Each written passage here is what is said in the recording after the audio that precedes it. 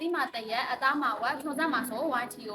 မှာဆိုရင် ESK series ကစိမ့်နှံမြေမှာပဲရှိတယ်စိမ့်နှံမြေမှာရှိတဲ့ ESK series ကမြင်းငါရင်50မြင်းငါရင်50ကဘာတွေထူးခြားလို့တောင်ရီပါစက်ပြားမှာရေပန်းစားနေရတယ်ဆိုတော့သူ့ရဲ့တိကျပုံနဲ့ရုံးဆွဲအားကြောင့်ပါလေတိကျပုံက YTO ရဲ့ original ပုံစံခေါင်းလုံးလေးနဲ့ဗမာချစ်လေး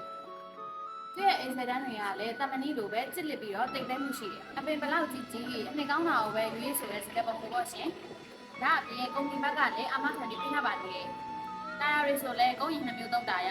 ရုံးဆွဲအားကောင်းပြီး engine power ကလည်း4100အားဂီယာကရှက်တဲ့ဂီယာ hydraulic ကလည်းဆလင်ဒါဘုံးစနစ်နဲ့ပါနောက်ပြီးပြီးဆုံးရဲ့ YTO brand တစ်ခုကိုစိတ်နှံ့မြေကုမ္ပဏီမှာ300ကျော်နဲ့ရမှာပါရှင်